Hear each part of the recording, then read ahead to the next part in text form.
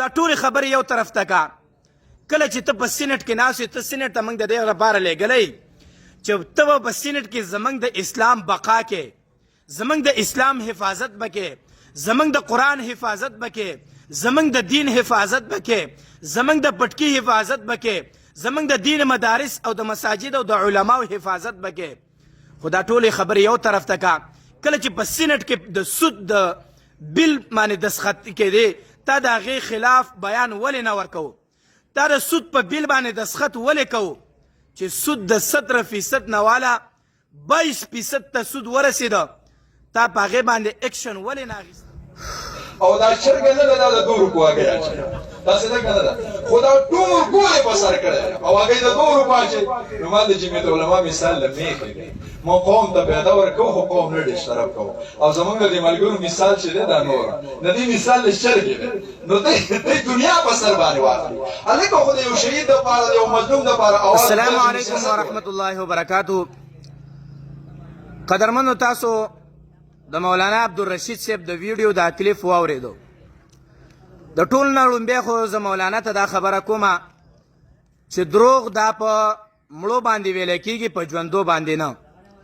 او شکر دی الحمدلله ثم الحمدلله چې سینیټر مشتاق احمد خان صاحب لا ژوندی دی کله چې سینیټر مشتاق احمد خان صاحب د پاکستان نه امریکې ته ورسېده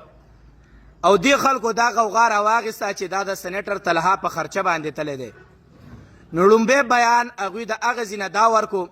چې ګوره زه د چا په خرچه باندې او د چا په مرضۍ باندې نیمه راغلی زه که دلته راغلی یم د خپلې خور د ډاکټر عافیې خواله نو زه په خپله خرچه او په خپله مرضۍ باندې راغلی یم زه مولانا عبدالرشید صاحب ته دا خبره کومه چې مولانا په دومره لوی محفل کې او په دومره لوی جلسه کې او په داسې انسان چې هغه الحمدلله چې په سینټ کې د هغه یو نوم دی چې په سینټ کې د هغه یو کردار دی او په پاکستان دپاره د هغه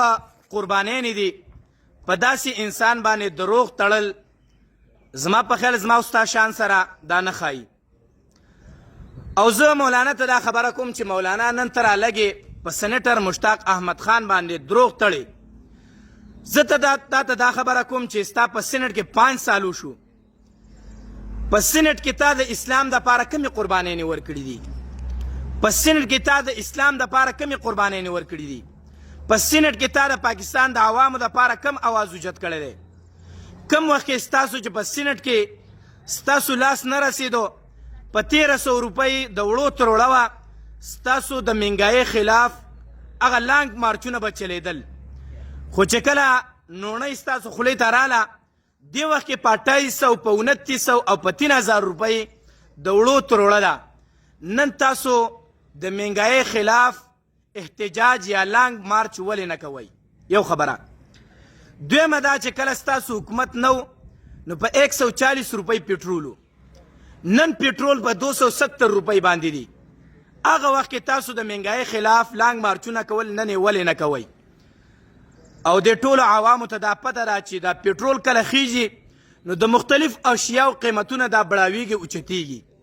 او چې کله پیټرول راغورځېږي نو د مختلف اشیاو قیمتونه دا هغې سره هم راغورځېږي او دا ټولې خبرې یو طرف ته کا کله چې ته په سینټ کې ناست یې ته سینټ ته موږ د دې لپاره لیږلی چې ته به په سینټ کې زموږ د اسلام بقا کې زموږ د اسلام حفاظت به کې زموږ د قرآن حفاظت به کې زموږ د دین حفاظت به کې زموږ د پټکي حفاظت به کې زموږ د دین مدارس او د مساجد او د علماو حفاظت به کې خو دا ټولې خبرې یو طرف ته کا کله چې په سینټ کې د سود د بل باندې دستخط کېدی تا د هغې خلاف بیان ولې نه ورکوو تا د سود په بل باندې دستخط ولې کوو چې سود د 17% نه والا 22% ته سود ورسېده تا په هغې باندې اکشن ولې نه اخیسته چې ته رالې او دا ټوله دنیا دې پرېښوسته او په داسې شخصیت باندې تا دا خپله خوله صفا کړه چې هغه شخصیت د پاکستان دپاره د اسلام دپاره د دین مدارس او د مساجدو دپاره یو کردار دی د خدای بنده په دې خپل خبره باندې او په دې خپل بیان باندې لږ نظرثاني وکړه